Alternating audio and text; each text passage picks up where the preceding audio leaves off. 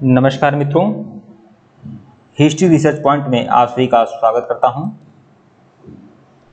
Jharkhand PGT history की series चल रही है, लेक्चर्स चल रहे हैं और यह लेक्चर संख्या 3 है मित्रों। लेक्चर संख्या 3 है और इसके पहले का वीडियो अगर आप लोगों ने नहीं देखा है तो प्लेलिस्ट में जाइएगा। झारखंड पीजीटी हिस्ट्री लेक्चर्स के नाम से प्लेलिस्ट बनी हुई है, आप लोग जाइएगा देखिएगा। झारखंड पीजीटी हिस्ट्री लेक्चर्स के नाम से प्लेलिस्ट बनी हुई है, प्लेलिस्ट में जाइएगा, सभी वीडियो देखिएगा। जो भी आप लोग को मटेरियल मिल रहे हैं बहुत ही इंपॉर्टेंट है। तीसरा लेक्चर वीडियो है हिस्ट्री रिसर्च पॉइंट। देखिए, अगर झारखंड पीजीटी हिस्ट्री का कंप्लीट कोर्स आपको चाहिए तो 999 रुपये का कोर्स है। हमारा ऑफिशियल व्हाट्सएप नंबर है 8318397276। हमारा ऑफिशियल व्हाट्सएप नंबर 8318397276। ऊपर भी ऑफिशियल व्हाट्सएप नंबर दिया गया है, आप मैसेज कर सकते हैं। 999 रुपये का कोर्स है। झारखंड पीजीटी हिस्ट्री का कंप्लीट तैयारी आपकी होगी। Ancient history, medieval history, modern history, world history के लेक्चर्स भी मिलेंगे आपको। इसके लेक्चर्स के पीडीएफ भी मिलेंगे, साथ ही साथ टेस्ट सीरीज भी मिलेगा, मॉक टेस्ट भी चलेंगे, सब कुछ चलेगा। और वन लाइनर सीरीज जो है 250 क्वेश्चंस की, 250 रुपये की, वह भी आप लोग को इसी में मिल जाएगी। 999 रुपये के कोर्स में मिल जाएगी। तो आइए शुरुआत करते हैं। झारखंड पीजीटी हिस्ट्री, यह तीसरा लेक्चर वीडियो है। 2 लेक्चर वीडियो मैं दे चुका हूं जो व्हाइट बोर्ड पर दिया हूं, लेकिन थोड़ा सुलभता रह रही है इसमें, तो इसलिए मैं इसे लैपटॉप पर ही दिखा दे रहा हूं आप लोग को। अमेरिका का स्वतंत्रता युद्ध, यह आपका है। देखिए जिस तरह से हमारा देश भारत जो है ब्रिटिशरों का उपनिवेश था, ब्रिटेन का उपनिवेश था, वैसे ही अमेरिका भी ब्रिटेन का उपनिवेश है भाई। अमेरिका भी ब्रिटेन का उपनिवेश था। आपको पता है कि 1494 में, लगभग 1494 में क्रिस्टोफर कोलंबस ने क्या किया? अमेरिका की खोज किया था। अमेरिका की खोज किसने किया? कोलंबस ने किया। या कहाँ के थे कोलंबस जो थी स्पेन के थे, ठीक है। इन्होंने अमेरिका की खोज किया। उन्हें जाना था पूरब की ओर और पश्चिम की ओर चले गए। वह पूरब की ओर जाना था, उन्हें भारत की खोज करना था, उन्होंने अमेरिका की खोज किया था। कोलंबस ने, स्पेन के नाविक थे, ठीक है। और तब से अमेरिका का जो उपनिवेश है ज़्यादातर समय से, यह ब्रिटेन है। ब्रिटेन ने उपनिवेश बना लिया। इस तरह से भारत को ब्रिटेन ने उपनिवेश बनाया, वैसे अमेरिका को भी ब्रिटेन ने उपनिवेश बनाया। तो वहां पर भी स्वतंत्रता के लिए युद्ध चला, अमेरिका में भी। तो वही है। देखिए, अमेरिका में ब्रिटिश औपनिवेशिक साम्राज्य की नींव जेम्स प्रथम के शासनकाल में डाली गई। मतलब जिस समय अमेरिका में ब्रिटेन उपनिवेश डाला, अमेरिका ब्रिटेन का उपनिवेश बना, उस समय कौन राजा था इंग्लैंड का? इंग्लैंड के किंग थे जेम्स प्रथम।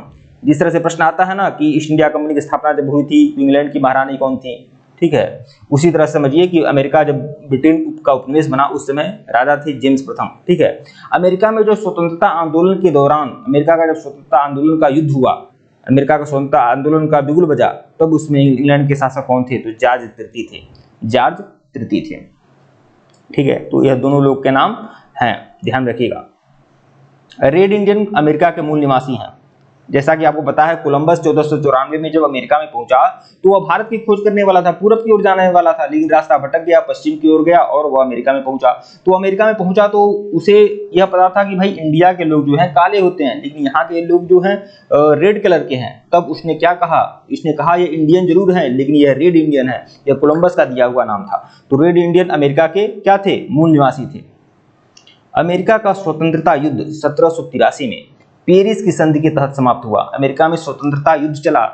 अमेरिका भी भारत की तरह, जैसे तरह भारत उपनिवेश था ब्रिटेन का, वैसे ही अमेरिका भी ब्रिटेन का उपनिवेश था। तो अमेरिका की स्वतंत्रता का जो युद्ध है वो 1783 में पेरिस की संधि के तहत समाप्त हुआ। पेरिस की संधि के तहत समाप्त हुआ, ठीक है। 1783 में पेरिस की संधि के तहत अमेरिका का स्वतंत्रता युद्ध समाप्त हुआ। इस संधि के अनुसार ब्रिटेन ने क्या किया? इस संधि के अनुसार ब्रिटेन ने उत्तरी अमेरिका के कुल 13 अंग्रेजी उपनिवेशों को स्वतंत्रता स्वीकार कर ली। मतलब उत्तरी अमेरिका की कुल 13 उपनिवेशों की स्वतंत्रता स्वीकार कर ली, ठीक है।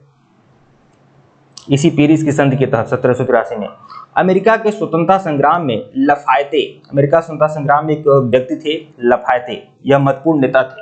जिस तरह से यहाँ पर लाला लाजपत राय, बाल गंगाधर तिलक, महात्मा गांधी आदि बड़े नेता थे ना स्वतंत्रता संग्राम सेनानी भारत में, वैसे ही अमेरिका में स्वतंत्रता संग्राम के नायक थे लफायते। तो लफायते के नेतृत्व में जब ब्रिटेन से लड़ाई चली अमेरिकियों की, ठीक है। उसमें फ्रांसीसी सेना ने क्या किया, इंग्लैंड के विरुद्ध भाग लिया था। मतलब फ्रांसीसी सेना ने क्या किया, मदद किया। क्योंकि देखिए ब्रिटेन और फ्रांस जो थे दोनों व्यापारी देश थे उस समय, और दोनों कहीं ना कहीं किसी न किसी देश को अपना उपनिवेश बनाए थे, ठीक है। तो ब्रिटेन का उपनिवेश जब अमेरिका बना तो कुछ स्थलों पर, कुछ जगहों पर फ्रांस का भी आधिपत्य था। तो फ्रांसीसी सेना ने लफायते के नेतृत्व में इंग्लैंड के विरुद्ध भाग लिया था, क्योंकि उससे क्या था, उसका कंपटीशन था, ठीक है। सप्तवर्षीय युद्ध में इंग्लैंड की भारी क्षति हुई। सप्तवर्षीय युद्ध, देखिए सप्तवर्षीय जो युद्ध हुआ था ये किसके किसके बीच में हुआ था, इंग्लैंड और फ्रांस। इंग्लैंड और फ्रांस के बीच में सप्तवर्षीय युद्ध हुआ। कब से कब तक हुआ, 1756 से लेकर 1763 में। तो इंग्लैंड और फ्रांस के मध्य सप्तवर्षीय युद्ध हुआ 7 वर्ष का। तो इस सप्तवर्षीय युद्ध में इंग्लैंड की स्थिति काफी बिगड़ गई थी भाई, आर्थिक क्षति इंग्लैंड को काफी हुआ। भाई युद्ध होगा तो आर्थिक क्षति होगा ही, ठीक है। तो इसी आर्थिक क्षति से निपटने के लिए इंग्लैंड ने क्या किया, जो जहां भी उसका उपनिवेश था वहां पर भारी टैक्स लगाया, ठीक है। इसे देख लेते हैं। सप्तवर्षीय युद्ध में इंग्लैंड की भारी क्षति हुई और इस क्षतिपूर्ति हेतु तत्कालीन ब्रिटिश प्रधानमंत्री, देखिए अब जो सप्तवर्षीय युद्ध हुआ उसमें इंग्लैंड के प्रधानमंत्री कौन थे, ग्रेनविले थे। तो उस समय इंग्लैंड के तत्कालीन प्रधानमंत्री ग्रेनविले ने 1765 में स्टाम्प एक्ट लाया। स्टाम्प एक्ट कब आया था, स्टाम्प एक्ट आया था 1765 में, ठीक है। तो ग्रेनविले ने 1765 में स्टाम्प एक्ट पारित किया, जिसके अनुसार सभी अदालती कागजों, अखबारों आदि पर 20 शिलिंग का स्टाम्प लगना अनिवार्य था। मतलब 20% का स्टाम्प लगना अनिवार्य था। इतना से काम नहीं चला, ग्रेनविले का 1767 में यह टैक्स और बढ़ाया। 1767 में ब्रिटिश संसद ने कागज, सीसा, चाय और रोगन जैसे उपभोक्ता वस्तुओं पर भी कर लगा दिया। अब बताइए अमेरिकी कहां तक भाई बर्दाश्त करें। जिस तरह से भारत में टैक्स लगता था, लगान लगता था, तो यहाँ पर आंदोलन होता था ना, वैसे अमेरिका में भी टैक्स हुआ, लगा, कर लग गया, तो वहां पर भी आंदोलन हुआ।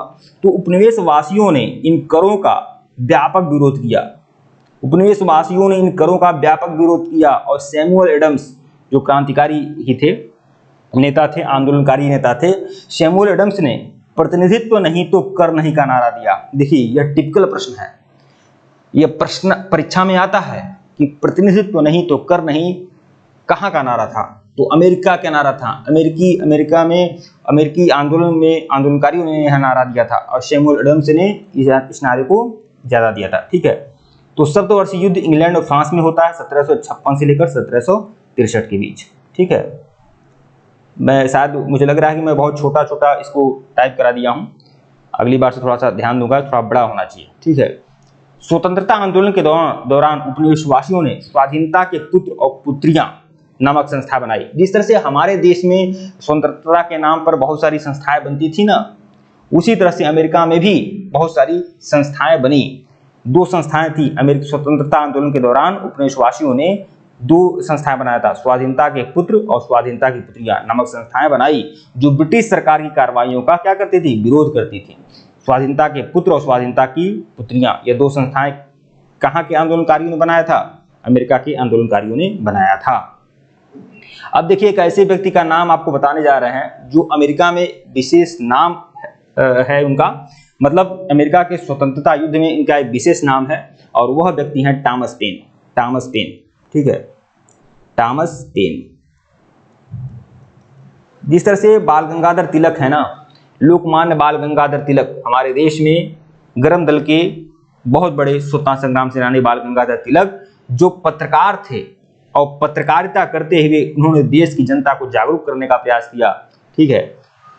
उसी तरह से थॉमस पेन भी एक पत्रकार थे, लेखक थे, और थॉमस पेन ने अपने लेखों के माध्यम से अमेरिका के जो अमेरिकन लोग थे उन लोगों को जागरूक करने का प्रयास किया। तो 1776 में थॉमस पेन की एक लघु पत्रिका आई जिसका नाम था कॉमन सेंस जो थी थॉमस पेन की पत्रिका थी, थॉमस पेन की 1776 में प्रकाशित हुई। इसमें अत्यंत प्रभावशाली और उत्तेजक शैली में स्वतंत्रता की आवश्यकता पर बल दिया गया था। थॉमस पेन की एक और कृति है राइट्स ऑफ मैन, 2 इनकी रचनाएं हैं। राइट्स ऑफ मैन किसकी है, थॉमस पेन की है, और कॉमन सेंस भी थॉमस पेन की है, ठीक है। अब एक और व्यक्ति है जॉर्ज वाशिंगटन। भाई अमेरिका का नाम आए और जॉर्ज वाशिंगटन का नाम ना आए, ऐसा हो ही नहीं सकता है। तो जॉर्ज वाशिंगटन के नाम पर ही आज अमेरिका की जो राजधानी है वाशिंगटन डीसी है, इन्हीं के नाम पर रखी गई है। तो अमेरिकी स्वतंत्रता संग्राम के नायक कौन थे? जॉर्ज वाशिंगटन थे, जो बाद में अमेरिका के पहले राष्ट्रपति बने, प्रथम राष्ट्रपति बने। ठीक है। अमेरिकी स्वतंत्रता संग्राम का तात्कालिक कारण बोस्टन की चाय पार्टी थी, जो 16 दिसंबर 1773 को हुई थी। अब देखिए, एक बात आता है ना कि 1857 की क्रांति का तात्कालिक कारण क्या था, बताएं। अब 1857 की क्रांति का तात्कालिक कारण क्या था? तो चर्बी वाला कारतूस था। ठीक है। तो अमेरिकी स्वतंत्रता संग्राम के तात्कालिक कारण क्या थे, यह ध्यान रखना होगा। तो अमेरिकी स्वतंत्रता संग्राम की जो तात्कालिक कारण था वो बोस्टन की चाय पार्टी था, बोस्टन की चाय पार्टी। ठीक है। और यह बोस्टन की चाय पार्टी कब हुई थी? 16 दिसंबर 1773 को हुई थी। मतलब अमेरिकी स्वतंत्रता संग्राम का तात्कालिक कारण बोस्टन की चाय पार्टी थी, जो 16 दिसंबर 1773 को हुई थी। और इस घटना से अमेरिका का स्वतंत्रता संग्राम प्रारंभ हुआ था। बोस्टन की चाय पार्टी से अमेरिका का स्वतंत्रता संग्राम प्रारंभ हुआ। इस घटना के नायक कौन थे? सैमुअल एडम्स, यही इसके नायक थे। ठीक है। अगला देखेंगे, देखिए 5 सितंबर 1774 को, देखिए 5 सितंबर से, अच्छा देखिए, जिस तरह से भारत में आप जानते हैं कि देखिए अमेरिका का जो स्वतंत्रता युद्ध है कुछ भारत से भी मिलता जुलता है, हल्का फुल्का। आप जानते हैं हर देश में जहां भी उपनिवेश रहा है, ब्रिटेन ने उपनिवेश बनाया है किसी भी देश में, तो वहां इसी तरह से लोगों की जागरूकता हुई है। तो जिस तरह से भारत में भारतीय राष्ट्रीय कांग्रेस का अधिवेशन होता था, ठीक है, तो उसी तरह से अमेरिका में 2 बार सम्मेलन हुआ है, 2 बार सम्मेलन हुआ है। तो देखिए 5 सितंबर 1774 को 13 उपनिवेशों के प्रतिनिधित्व का फिलाडेल्फिया शहर में एक महादेशीय सम्मेलन हुआ है। पहला महादेशीय सम्मेलन कब हुआ है? 5 सितंबर 1774 को एक महादेशीय सम्मेलन हुआ है। कहाँ? फिलाडेल्फिया शहर में, जिसमें ब्रिटिश कानूनों का विरोध और व्यापार के बहिष्कार का निर्णय लिया गया कि हम व्यापार का बहिष्कार करेंगे, ठीक है, और ब्रिटिश कानूनों का विरोध करेंगे। यह 5 सितंबर 1774 को पहला सम्मेलन होता है। ठीक है। 18 अप्रैल 1875 को ब्रिटिश सेना तथा उपनिवेशवासियों के बीच लिंगस्टन में प्रथम संघर्ष हुआ। ठीक है। देखिए पहला सम्मेलन, ध्यान रखिए पहला सम्मेलन कब हुआ था, कहाँ हुआ था। फिर देखिए दूसरा सम्मेलन कब होता है? 4 जुलाई 1776 को। यह सम्मेलन बहुत ज्यादा महत्वपूर्ण था और इसी दिन 4 जुलाई 1776 को अमेरिका को स्वतंत्र मान लिया गया। मतलब स्वतंत्रता तो नहीं मिली थी, स्वतंत्रता तो बाद में 1783 में जाकर पेरिस की संधि के तहत मिली, लेकिन 4 जुलाई 1776 को अमेरिका के लोगों ने यह ऐलान कर दिया कि हम स्वतंत्र हैं, बिल्कुल स्वतंत्र हैं, हम तुम्हारे अधीन नहीं है।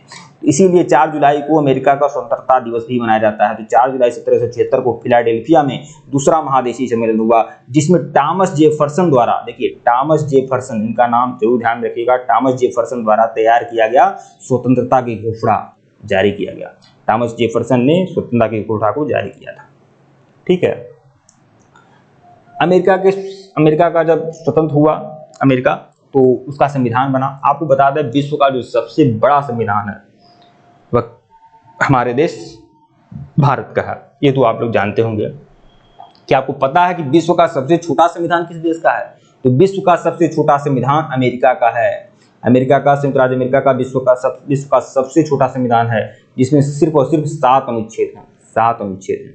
ठीक है। इसलिए सबसे छोटा है क्योंकि इस राज्यों की अलग अलग संविधान है, इसलिए अमेरिका का जो संविधान है वह थोड़ी छोटा है। ठीक है, सबसे छोटा संविधान है और सबसे पहला लिखित संविधान है। तो देखिए संसार में सर्वप्रथम लिखित संविधान संयुक्त राज्य अमेरिका में 1789 में लागू हुआ। कब लागू हुआ? 1789 में, जिसमें महिलाओं को संपत्ति का अधिकार मिला और उत्तराधिकार कानून को न्याय संगत बनाया गया। ठीक है। मॉन्टेस्क्यू के शक्ति पृथक्करण सिद्धांत को मान्यता मिली। मॉन्टेस्क्यू, यह शक्ति पृथक्करण सिद्धांत किसका है? शक्ति पृथक्करण सिद्धांत जो है मॉन्टेस्क्यू का है। तो मॉन्टेस्क्यू के शक्ति पृथक्करण सिद्धांत को मान्यता मिली। ये मॉन्टेस्क्यू जो थे एक समाजशास्त्री एवं राजनीति शास्त्री थे। तो मॉन्टेस्क्यू के जो शक्ति पृथक्करण का सिद्धांत है क्या है? शक्ति पृथक्करण मतलब शक्ति का बंटवारा। ठीक है। तो ये है, जैसे मान लीजिए केंद्र और राज्य के मध्य जो शक्ति या सत्ता का बंटवारा होता है, ऐसे है। ठीक है। तो मॉन्टेस्क्यू के शक्ति पृथक्करण सिद्धांत को मान्यता मिली। ठीक है। 1781 में उपनिवेशी सेना के सम्मुख आत्मसमर्पण करने वाला ब्रिटेन का सेनापति लॉर्ड कॉर्नवालिस था। तो 1781 में उपनिवेशी सेना के प्रमुख के सम्मुख आत्मसमर्पण करने वाला ब्रिटेन का सेनापति कौन था? Lord Cornwallis. वही लॉर्ड कॉर्नवालिस जो भारत में भी वायसराय रहा है। तो जब अमेरिका में ब्रिटेन का वायसराय था तो उसने क्या किया? आत्मसमर्पण कर दिया था अमेरिकियों के आगे। ठीक है। अमेरिका विश्व का पहला देश था जिसने मनुष्यों की समानता और मौलिक अधिकारों की घोषणा की। ठीक है। अमेरिका में दासों के आयात को 1808 में अवैध घोषित किया गया। दासों की आयात को 1808 में अवैध घोषित किया गया। मतलब अब दास जो थे, पहले क्या होता था, पहले 1808 से पहले अमेरिका में दासों का आयात कराया जाता था। मतलब जो भी जैसे अफ्रीकन देश से दासों को लाया जाता था, उनसे मजदूरी कराई जाती थी, काम कराया जाता था। तो कम से कम 1808 में यह कह दिया गया, ऐसे नहीं दास प्रथा पर प्रतिबंध लग गया 1808 में।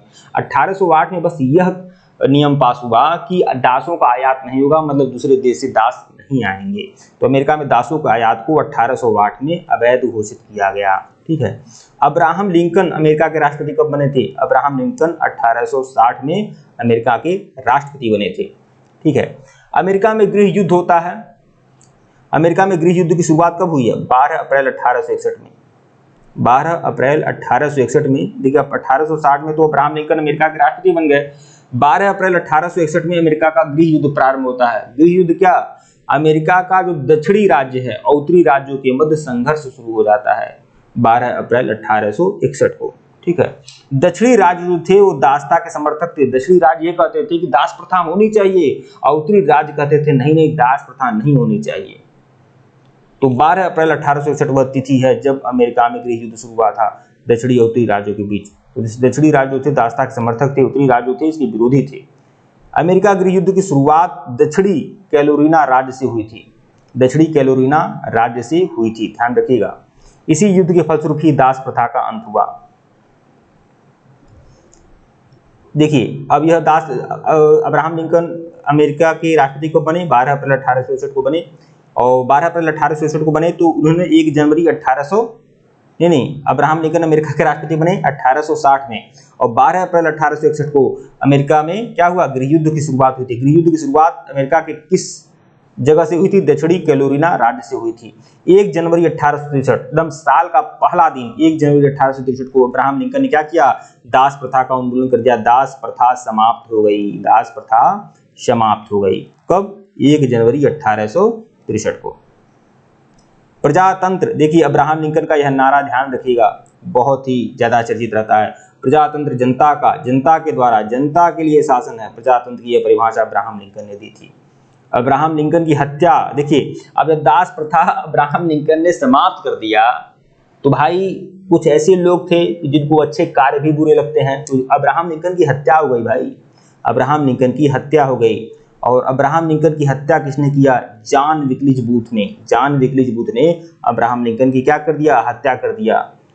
और जॉन विक्लिज बूथ ने अब्राहम लिंकन की हत्या किया। और कब हत्या किया था? 14 अप्रैल 1865 को। 14 अप्रैल 1865 को अब्राहम लिंकन की हत्या हो गई। ठीक है। अमेरिका गृह युद्ध की समाप्ति कब हुई? 26 मई 1865 को। जब 14 अप्रैल 1865 को अब्राहम लिंकन की हत्या हो जाती है तो 26 मई 1865 को क्या होता है? अमेरिका की गृह युद्ध समाप्त हो जाती है 26 मई 1865 को। ठीक है मित्रों, वीडियो को लाइक और चैनल को सब्सक्राइब करिएगा। टेलीग्राम बिल्कुल ज्वाइन करिएगा, लिंक डिस्क्रिप्शन में दिया गया है। और इसके पहले का वीडियो नहीं देखे हैं तो प्लेलिस्ट में जाइएगा।